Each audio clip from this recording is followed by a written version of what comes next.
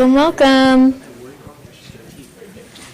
Thanks, everybody. I hope you've been enjoying this year's summit as much as I have. It's been an incredible day full of very good conversations and networking, and I hope you've made a few good connections. I feel like today, I know it's like the later afternoon, everyone's kind of tired, but I feel like this conversation is probably one of the more important ones to have, right? Because if anything's taught us this today, right, is that technology continues to move incredibly fast, right? But the people only move at the speed of trust. I'm Lita Pete. I am with Collective Insights. We are a consulting firm based right here in Atlanta, and we help Fortune 500 companies tackle the hard stuff like workplace modernization, AI adoption, governance, and transformation. But we always have the focus on the people because we believe that technology doesn't drive results, people do. And I know we can picture this world, this future of work as this high-performing team with all these latest and greatest tools. But sometimes we have to check ourselves and understand that speed can come at a cost. Teams, they can be performing high and fast, but they're losing that human connection. They're executing more, but their innovation is declining. And they actually might be doing the work, good, but not doing it together and collaborating.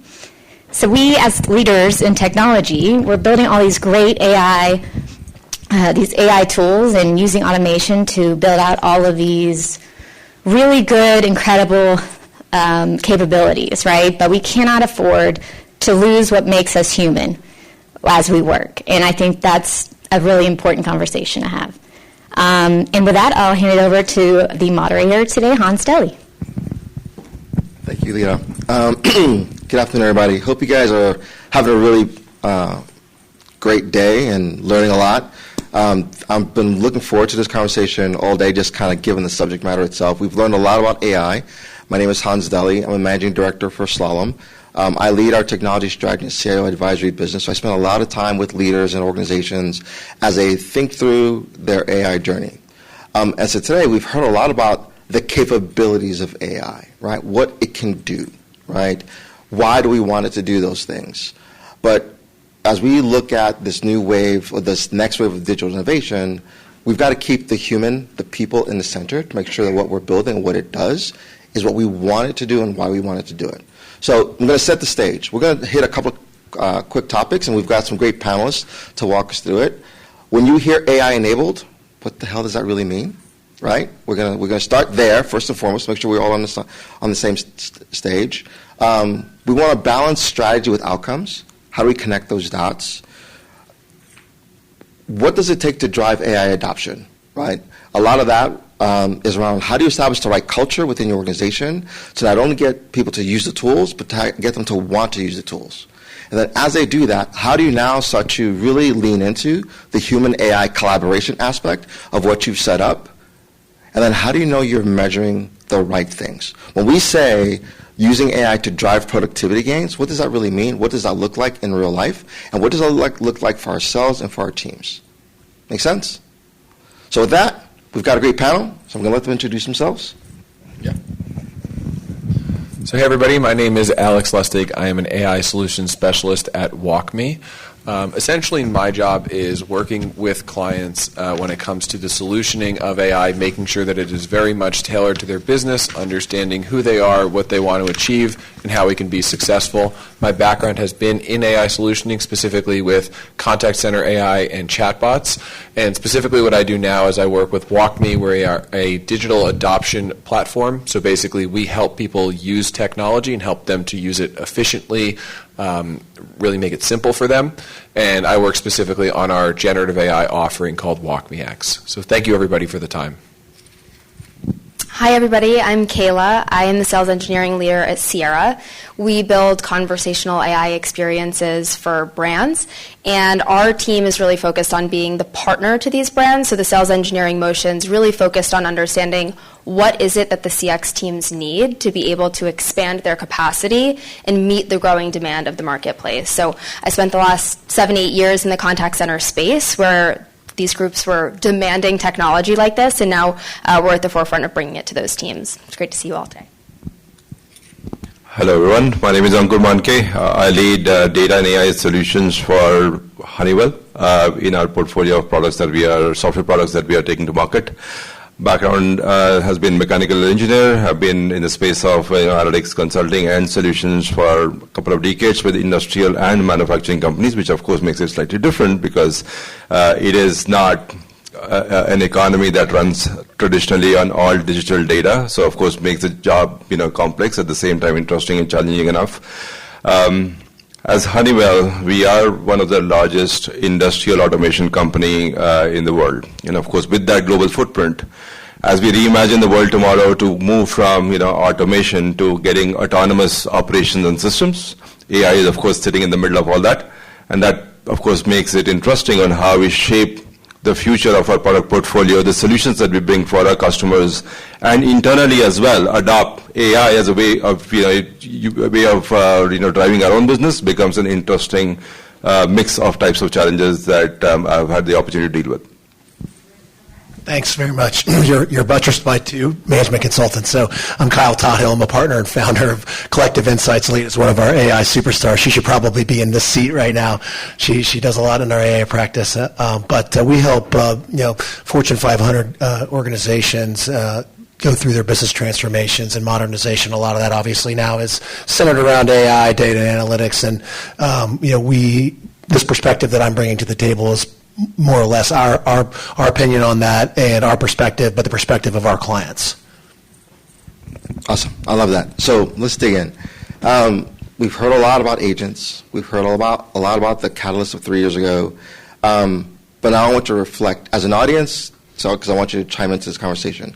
When you hear AI enabled, right, as we think about our various AI strategies, we aspire to be, right, an AI-enabled organization that leverages the capabilities in these tools to increase the productivity and efficacy of our teams, right, and ourselves. But what does that really mean, right? So Kyle, as you think about in your role, so with two consultants, I love the fact that I get to ask you the questions, right? I don't have any answers. I'll ask you one later or something. I got no answers. I just got a lot of questions today. So when in the conversations you have with your customers, as they shape their AI strategies, what are they focused on, right? What does AI-enabled mean in that context? Well, I think AI-enabled starts with data-enabled for us, right? So the very first thing we start to have conversations with our customers about is what are they trying to achieve, right? What are their business objectives, and how are they looking at AI, right? Because everybody has a different industry. There's a million different use cases. There's different levels of use cases, the moonshot, big strategic initiatives, and then just simple productivity gains. So we try to help them think through those use cases and start to prioritize that based off of business objectives. When you're talking about AI-enabled organizations, if you're saying 5 out of 5. I don't think anybody's 5 out of 5, except for maybe our AI native, software dev shops over here, or not OEMs. But there's no enterprise that I know of that's fully AI enabled. I think it starts from the ground up with organizations having a data culture first, and thinking about data as a strategic asset, of the organization. And you'd be surprised, how many organizations just don't. There's just data everywhere, and it's not governed. So truly AI enablement, and I'm going to leave it starting at the 1 versus the 5, is having a culture, looking at data as a strategic asset and being governed. Awesome.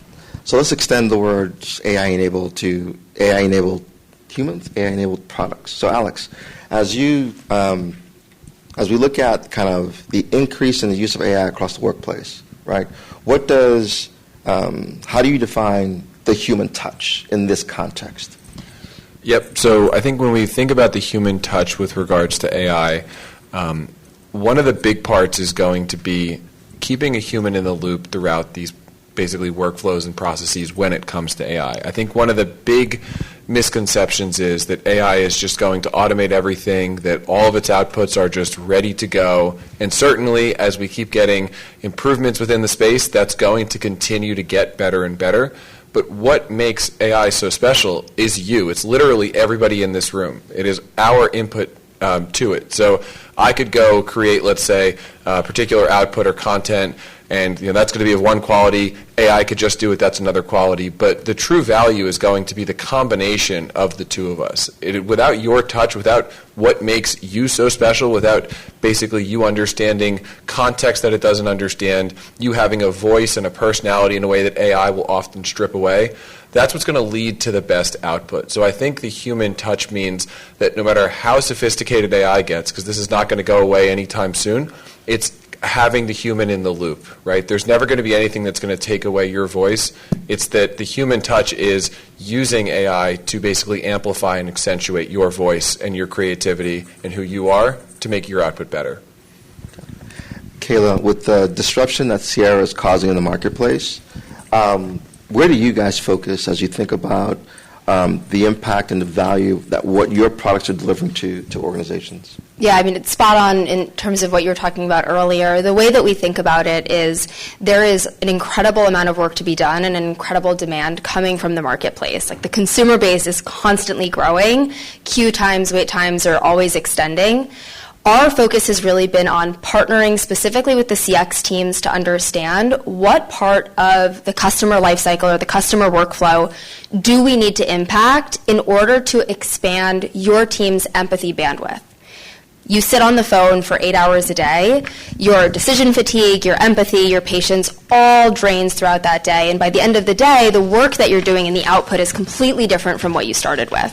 So as we think of human in the loop and taking actions on behalf of individuals, all of the brands that we're partnered with ask us to focus on the high volume issues that are really taking a lot of that decision fatigue into their individuals and saying, can we focus on those with your AI agents?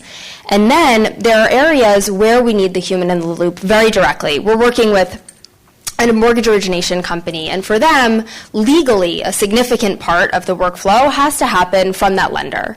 But there's an incredible amount of time that is spent with those individuals of just putting data into fields, asking questions, clarifying those questions. So we're handling that for them so that the lenders can focus on making sure that first pass at the original sort of document is correct and accurate. And then they're able to put their stamp on it and begin doing more of the tangible work that they have to do instead of that back and forth clarification. And so we're having this handoff back and forth. And then for others, like our retailers, they are asking us order tracking, order status, order cancellations. We want our live agents to be focused on picking up the phone and calling USPS when that package is lost, or calling our warehouse to see, is this weather event affecting them, and letting that inform the subsequent actions that the AI agent takes. So it's really about that continued partnership, because we actually have rebranded a lot of these CX individuals as AI architects, and those individuals are reviewing the conversations, providing the feedback to make sure it represents their brand and their organization as the agent continues to expand its use cases. Got it. And Anchor, speaking of brands, right? Like Honeywell, your products are pretty much seen and unseen at the same time, right? You're embedded and you enable other products, but now how are you looking internally, right? How is Honeywell, we'll talk about your products in a little bit, but how are you guys thinking about AI internally within your organization at various levels of your organization impacting your workforce? I think this is my 8 years in Honeywell. When I started here, thankfully, we had leadership who had full faith and trust in data-driven decision-making. Okay, large organization, which is, of course, globally dispersed. To get performance of the company, you're, of course, working on data from multiple systems, probably curating it, manually massaging it before you present it to the executive leadership. Our executive leadership took a call that none of that is going to happen anymore. I want to get my insights, my information directly from the system of engagement that we have today. And that led us, of course, to changing how we actually carry out analytics before we get to AI, which is basically having a common data layer, which is basically part of data warehouse in the company that we invested on. And that, of course, was a great boon for the company to have common semantic model that we use inside the company across functions overall. And then that gave access to everybody from the chairman, to different functional leaders on what insights they want by market, by products, by customers, and so on. Now with that data foundation, of course, it created an opportunity for us to drive intelligence, into that data layer. And that's when we invested in AI teams, within the organization, in the functional teams, as well as a central team, where we championed how we build models, and then, of course, democratize the entire, model development to insight generation for them to drive decision making. And then get it to a level that the 3,000 sellers in a particular region are getting the same insights of which deal I'm likely to win today, which deal I'm likely to not win today for certain reasons. And that changes their behavior on the field versus me trying to subjectively figure out what do I do tomorrow? What do I do next week? Well, there's a $10 million opportunity right there, which is likely to, win for you. So make sure you invest your time in that. And that insights coming out of AI is very important for our teams to actually use that to drive their actual behavior on the ground. And when you set that as a culture, as how you want to drive the organization, that of course spread continuously across multiple functions, and that's the way we embraced analytics and AI-based decision making. And the reason it was important for us because we were externally introducing products with AI in them. And a simple question that any executive from a customer side can ask, okay, can you tell me how are you using AI in your world before you sell AI-based products to me? And we wanted to make sure that we have clear stories to tell across multiple functions to any customer that this is how we are embracing AI, these are the benefits that we are seeing, and that's why we truly believe in it, and that's why our products, will have AI with them. Excellent. So as all of our organizations, right, think about our various AI journeys and strategies, we ground ourselves in the what, we try to understand the why. We try to figure out where we start and where we're going. So as we think about connecting strategy to execution to outcomes, how do we not get lost, right? Because how do we, again, keep the human in the center and not get lost in discussions around LLMs and platforms and bots, right? Like how do we keep focus, right? So Ankur, as you think about kind of Honeywell and kind of what you're seeing as you not only engage with your journey, but in the way you want to position your products, right? How do you help organizations stay aligned with what their objectives should be and what their plans should be? So I think it's important to, one, understand the objective that we are after, and then, of course, work backwards from there. The key, for example, could be we want to drive software-led growth. Why do you want to do that? Well, we have, in the industries that we operate, we have limited skilled workforce, or people are aging or retiring in the specific domain expertise that we have right now. So the question is, how do we augment the remaining workforce that we have today with intelligence, so that then we're not missing out on capabilities that some of the experienced workforce had with them, and so on.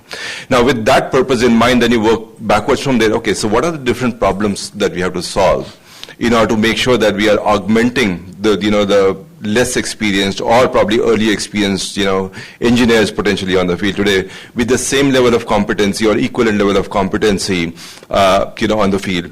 And then comes the how part of it, and that's where you get into all the different elements of, data, how different types of technology as enablers to, of course, get to that solution for the problem that we are being solved. So it has to be done. It cannot be a technology trying to look for a problem. It has to be, where do we want to go, objectively orient towards, what success will look like, and then work backwards from there in terms of what are the different problems that we are expected to solve, and then how can we potentially solve these problems, and then, of course, put our workforce around you. Awesome. Alex and Kayla, both of your companies really kind of focus on kind of that increase, the word's productivity, increasing the productivity of the workforce, and for the organizations that you want to go after and call customers. As you position yourselves with them, I imagine you want it to be less about, we've got the greatest shiny widget, right? And really about the impact that partnering with us and our products will deliver. So how do you approach that conversation to make it less about the product, but really about how you and your organization can help them drive their outcomes aligned with their objectives? Yeah, so I think a really big part of this is going to be scoping, right? And this is something we both see in our role, which is it's so important to not bite off more than we can chew. So a big part is going to be, I always say, meeting the client where they are. everyone is going to be at a different place from an AI perspective, and what productivity looks like, what success looks like, is absolutely going to differ from organization to organization. So will sophistication, right? We can't be successful if we're talking about the latest and greatest features of the LLM. We're only talking about the product features, differentiation within the market. Really what we have to be talking about is what's important to the customer. We have to speak their language. Something that I find really interesting is you would think perhaps the clients that are less AI informed would have lower expectations for AI, but it's actually the opposite. The ones who know the least expect the most automation, right? And almost every conference I go to, someone is asking me for an AI solution that is their exact job. And it's 100% what they do. And I'm like, are you sure that's what you want? Like, it might not be the best. And it's something that we see so often. So I think it's meeting the client where they are. Scoping is so important because we need to make sure that the problems that we're solving are achievable. So often these projects will get so out of hand. We have really good internal processes to make sure that if a client gives us 7, 8 use cases, that we are picking at most maybe 2 or 3, and with those that they are achievable. So I think when it comes to measuring productivity, that also comes to defining productivity, right? If we understand where the client is in the beginning, if we scope properly, if we understand the success criteria, we're always mapping back to that, right? So even though it is AI, in many ways that process remains the same as it has through other technologies, which is just making sure that we understand what success looks like so we can measure that throughout an engagement, whether it's a pilot or whether it's a full-blown production. Yeah, I mean, very much agreed. The way that we think about it as well, scope is critically important. 2 to 3 use cases that are really going to impact the business to see the value. The other reason we take that approach is the readiness component. How many teams are ready to go all in? Probably none. So let's start in an area that you feel maybe historically your systems have not been able to provide automation in the past. Maybe it's because they're in a bunch of different places and they're not interconnected yet. Okay, that's a great place for us to start because you have the data available and our platform lets you bring it all together. Let's start there because we know there's a tangible need. The flip side, we might start with an area where they say we have decent workflow automation, but none of our customers seem to know how to get to it. Can you start there by making this a more accessible or conversational tool? And we've got all of the operations in the background. So scope is really important. On the measurement side, though, we price in a really interesting way. It's called outcome-based pricing, and really it orients our customers' goals with how we charge them, not per conversation or token-based. And what's that allowed us to do is really at the beginning of any engagement understand what is going to be most important that we measure. And we align on those measurements really early on and tie that back to the pricing model. So we're incentivized. They know what is expected of them to make that happen, and we're able to drive towards that. And the last thing I'll say is it's been really, really interesting to see how significantly the metrics that we expected to measure have shifted away from what we used to. Before, average handle time, number of messages, first contact resolution. These metrics were really important, especially in high-volume contact centers. Our customers now would rather have a pretty long AHT, an average handle time, on a single conversation with an AI agent because it had unlimited empathy, patience, bandwidth to have that conversation. The customer probably got maybe more than one issue resolved or better understood the solution so that they don't have to come to get help again. And even though the AHT was long, the customer's success or the customer satisfaction score is far higher. But that wasn't something that those teams were allotted to have in the past. So, I feel like we always start with our reporting and our dashboards, and we're like, this is your command and control center, and here's all the things you're going to measure. And all of the contact center leaders are like, where's AHT? Where's the number of messages? And then all of a sudden, over the course of the first couple of weeks of production traffic, they're like, wait a minute, that's not what we're measuring anymore. So it's really an evolving engagement. So as you think about the people, right, how many folks in this room think that the answer is, I just got to give all of you Copilot, right? Or just use ChatGPT and your productivity is going to skyrocket. Anybody? No? Oh, you got it? So, Kyle, as what's the right way to approach this, right? As leaders, right, should we focus on our teams, our team members, and the enablement of those of our folks and kind of go bottom up? Hey, if I enable them, if I give them the tools, they'll use it. Well, I heard earlier in one of the sessions say, they're so easy, so intuitive. It's like when the iPhone came out. I just click on stuff and it happens, right? Or do we go top down? Is it as important for leaders, the leaders in this room, to understand these tools, to understand these capabilities, and more importantly, use them ourselves so that we're also modeling, right, what we want to see? When just internally, like when we started rolling it out on ourselves, we put a group together that was cross-functional head to toes, from our brand new consultants and associates all the way to the partners, and we sampled that group and we started to bring that enablement to the table, and then we met routinely to work through use cases, talk about it. This is early stage, right? So this, I guess last year at some point, like, around the new year last year. So, ultimately, I think, starting small, is really important. I mean, how many people here use ChatGPT or Copilot every day? So, I mean, we're there, right? We've gotten to that enablement point. But what we found in a lot of other tools is that you reach a certain plateau. So if you don't keep the education going and don't push the boundary, you're going to get to, hey, man, I wrote my email better with this, right? And I'm getting better results, or I can communicate better internally, or whatever the case is, but you're not going to leverage the full tool. So we have to keep, our customers engaged in continuous learning, right? At the, I'm going to say at the productivity level, at the individual desk level, Copilot level.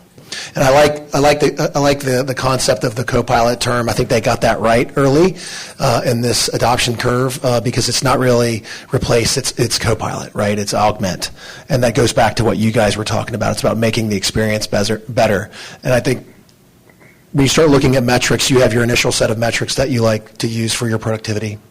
And then, as you start using it, all of the metrics change, because those metrics don't matter anymore.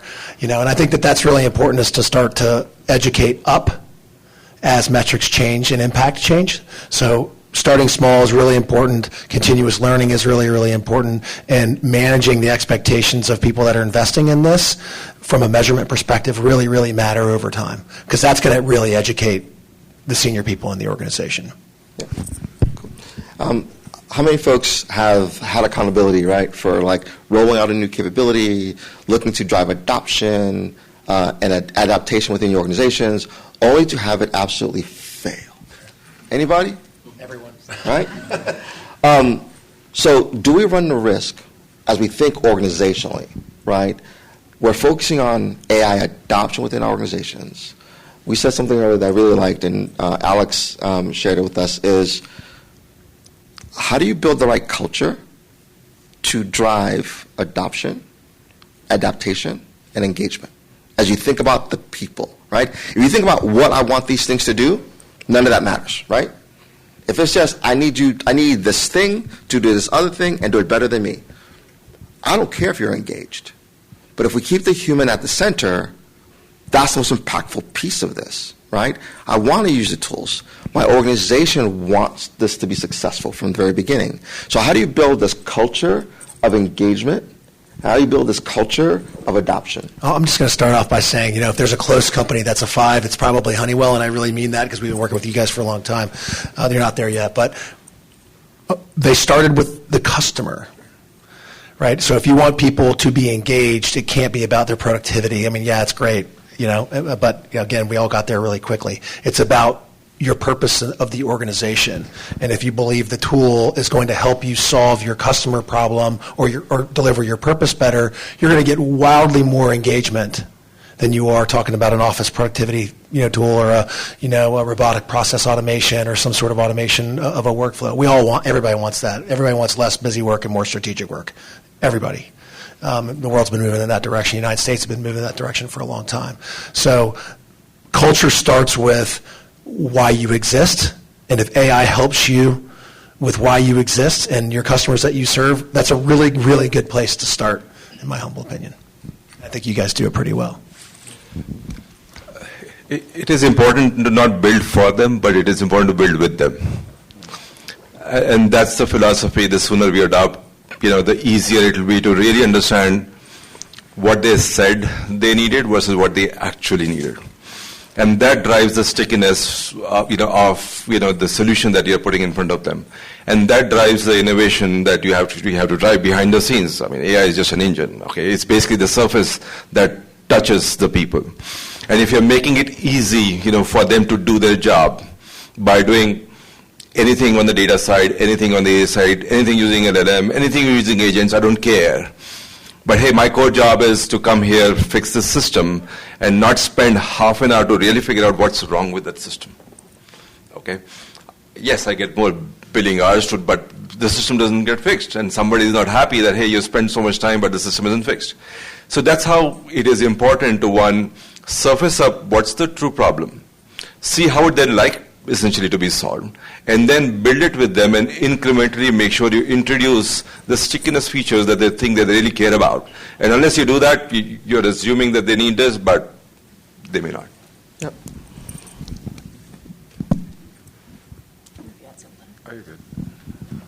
So very much to Anchor's point there on the building with, that's an initiative that we are leading internally. So what we've done is we've taken basically champions from every department within our company, and we've had them identify their top processes. We did like top 10 processes, some had like 5, some had 15, but we had them go through and say, what are the top 10 processes? And now in many ways we're spoiled for this because we have an AI solution that we can deliver with internally.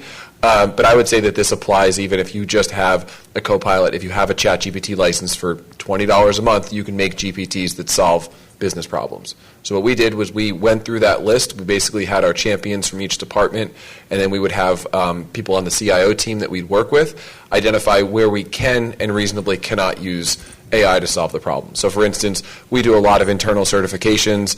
We're not going to use AI to speed that up. We have to be going through that and improving. But there are other things, such as prepping for customer conversations, where we don't really use anything for AI now. We don't have a good method or mechanism to prep that is consistent across an org. So that's somewhere that we are actually looking to deliver internally. So if anyone knows Kaggle, Kaggle does like competitions for coding or science or math or all kinds of things that you can solve these problems for and you can get money for it. We're doing a kind of quasi-Kaggle deployment of this. So we're basically posting this list. People in any department can work across these different tasks. And then from there, it's actually tied to their KPIs, so their MBOs, and they're actually getting paid for that. And that's a great way that we're able to solve internally, and that's what we're in the process of doing now.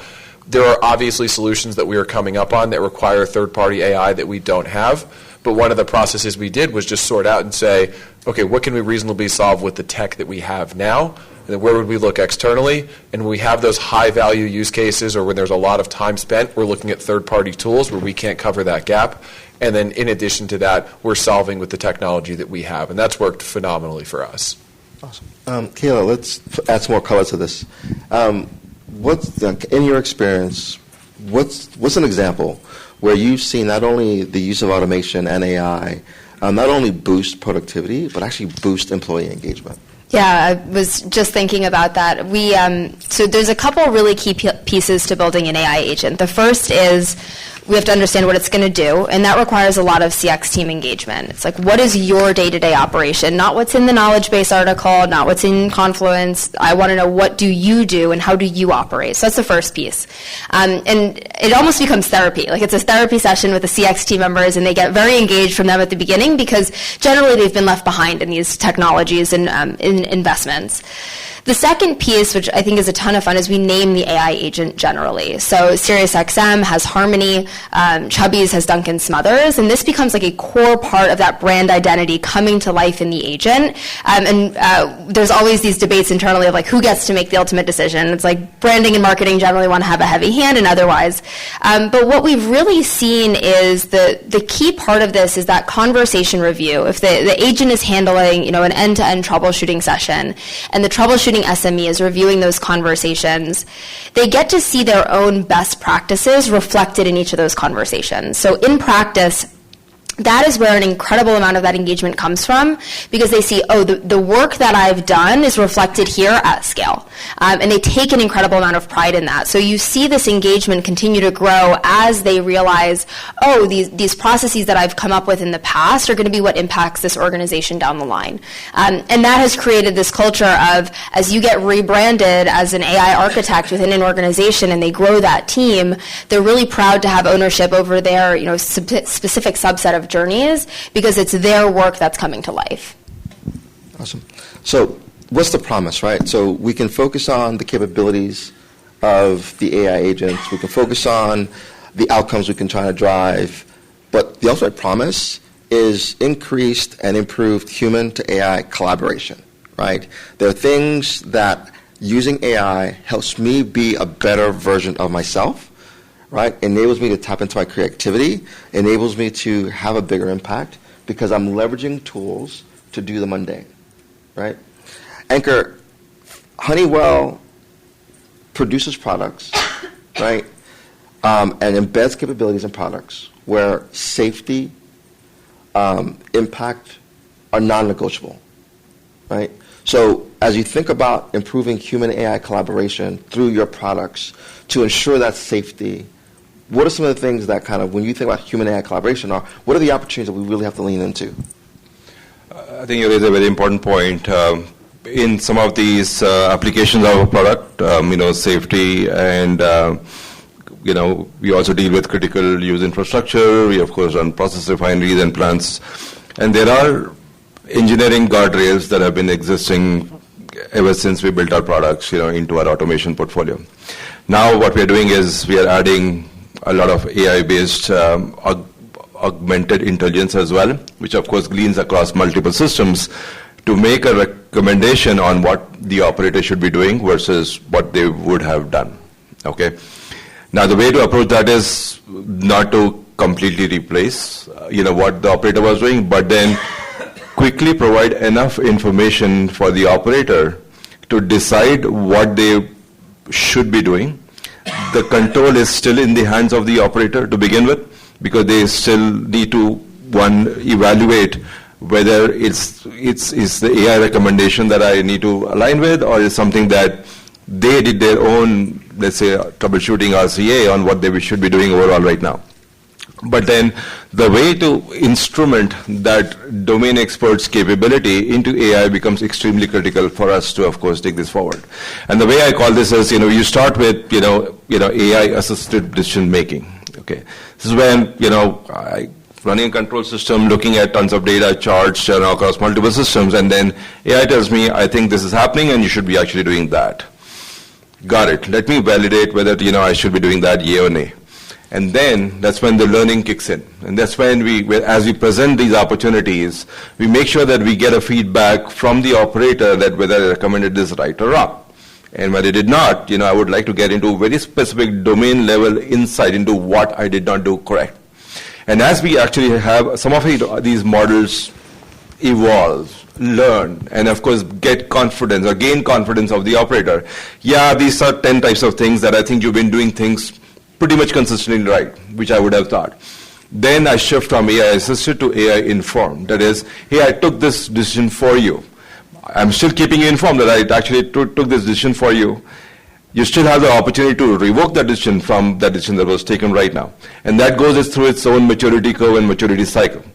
And then once actually even that matures its level, that you've been consistently performing this right enough, it's when you actually start taking your hands off the steering wheel.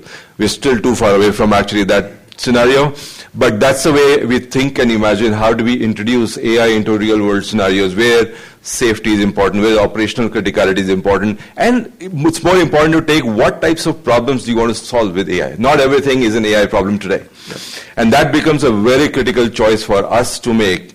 This is something that I will certainly not do with AI, and this is where I want to start experimenting to see whether I'm able to actually add new value with this or not. Got it. Alex, when we spoke, one of the things you mentioned as really important, we've touched on it a little bit here, but I want to double click into it, is you got to measure what matters, right? Like, if the focus of this is how do we increase productivity while keeping the human in the center, we've got to articulate what does that mean, right? Like, what are we measuring? We've heard earlier that as we start to use AI, the things we used to measure no longer really matter, right? So we have to figure out what else to measure. So where should we start? And then how do we stay on track of what really matters? Yep.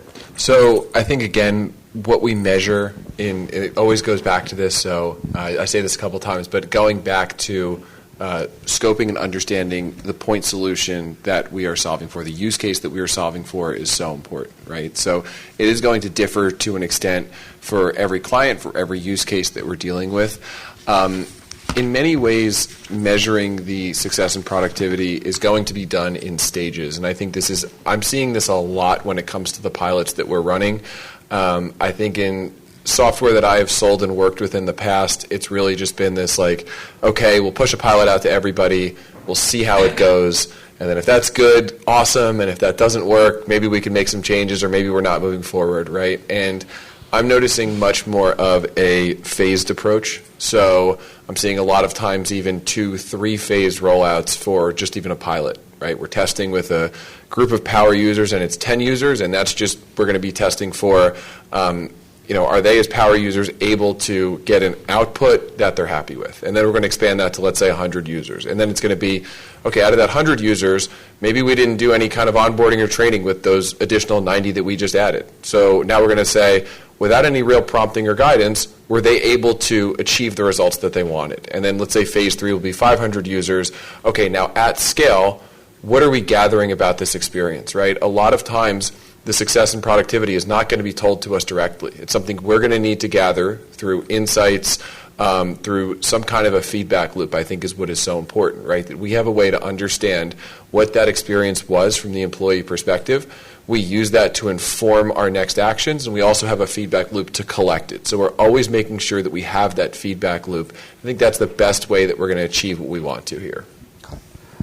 Awesome. Kyle, one of the things that you shared that really kind of got me thinking ever since you and I talked is as we think about this journey, as we think about our AI strategies, at the end of the day, it's about making us better, right?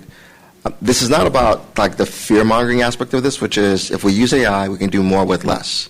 If I can do more with less, I need less what? People, right? Because I can get a bot to do it.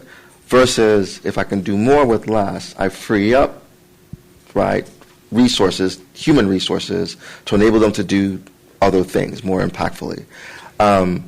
What's your view of that? Like, how do you help organizations realize that particular aspect of doing more with less?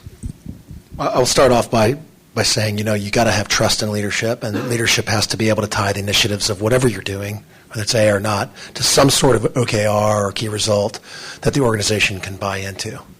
And I think that's, I don't know if that really gets to the bottom of the question, but when it comes to implementing anything, you have to have complete and total buy-in, right? And the measurements of the things like, let's say, that Alex is working on, those are tactical things that you're measuring, you're piloting, and you're moving, and you're going to have certain metrics for those types of things, and those are important, right? Hey, we're gonna move faster, we're gonna do better. But again, I'm just going to go back to the original concept. If it doesn't serve the greater purpose, it doesn't really help. That doesn't mean there's not a lot of gold in them Nar Hills, there's lots of opportunity there.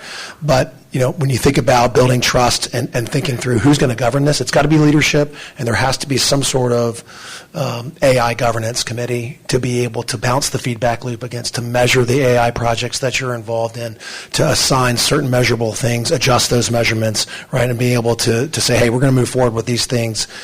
Senior leadership has bought into this, and then we're going to roll this out and move that forward. I know it's a long-winded answer, but it always comes down to leadership, and it's never about reduction of employees. We've been reducing employee headcount and moving headcount to certain things for, I don't know, as long as I've been working, right? It's always about efficiency. It's always about moving, and I think when it's about key results of the organization, and the trust in the organization's leadership is there, and more importantly, the trust in the data is there, I think you can get really, really meaningful engagement. So we're going to come full circle, and we're going to kind of wrap up. In the last 5 years, there's been a lot that's happened that none of us could have predicted, right? There have been a couple of black swan events that have fundamentally shifted the landscape, right? 2020, there was COVID. Right, that caused an immediate acceleration of cashless, contactless interactions, an acceleration in a wave of digital transformation that a lot of organizations were caught flat-footed on and having to catch up on. 2023, AI has been around for decades, y'all. We heard earlier today, 1970. This is not a new thing, but 2023, ChatGPT hit, kind of had this growth spurt, and all of a sudden things shifted. Last year is about how do we measure this. This year is about agents. So I'm not going to say I'm a consultant. If a client tells me to give them a 5-year strategy, I'm like, I have no idea what's going to happen. I can give you 2 to 3 years. 5 years, I'm making shit up. Excuse me, sorry. He admits it. So let's look forward. In the next 3 years, as we think about where we are today and what could happen in the next 3 years, what do you hope we get right when it comes to our use of AI at all levels of our organizations in the workplace? I got the microphone, I guess, huh? I hope that AI implementations are going to elevate the human capability. And I think that if we're smart, and I am the optimist, I'm a permanent optimist, can't help myself. But I think there will be disruption. I think we just have to be clear about that with the entire world. This is going to cause change. But the ultimate result is better experiences, better outcomes, better performance. Awesome. Ankur? I think 2 things. You said COVID, yes, that accelerated adoption of digital. Generative AI put AI in the hands of, the masses, and they had no clue about what AI is. The use of all these AIs that, the masses know today is general interaction creativity at this point in time. It has to be put to real world use. And that's what I hope, that these technologies actually help us solve some real world problems, solve some, create some new drugs which actually solve some, diseases, create safer environments to operate in, drive more, energy reduction because we are, consuming too much energy and creating carbon footprint and so on.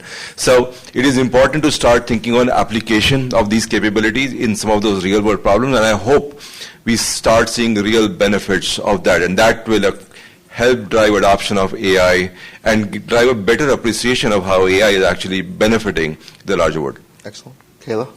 Yeah, in our world, we really hope that consumers stay at the center of the focus. It is what consumers need and how we're going to continue to meet their demands, especially as the e-commerce or online experiences continue to change, that the core of delivering these experiences are oriented around what the consumers need, and then predicting and hoping to do a good job of aligning on what we might not expect them to need but can attempt to begin to deliver down the line.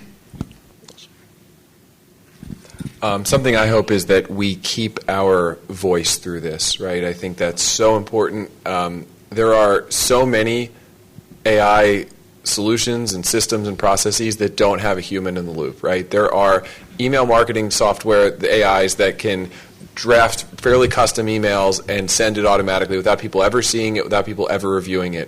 And on the other side, there are tools that you can attach to your inbox that will scan for these kinds of emails and delete it. So AI is sending email to AI. It is not written by people. It is not read by people. And it's just deleted. It's a completely meaningless loop.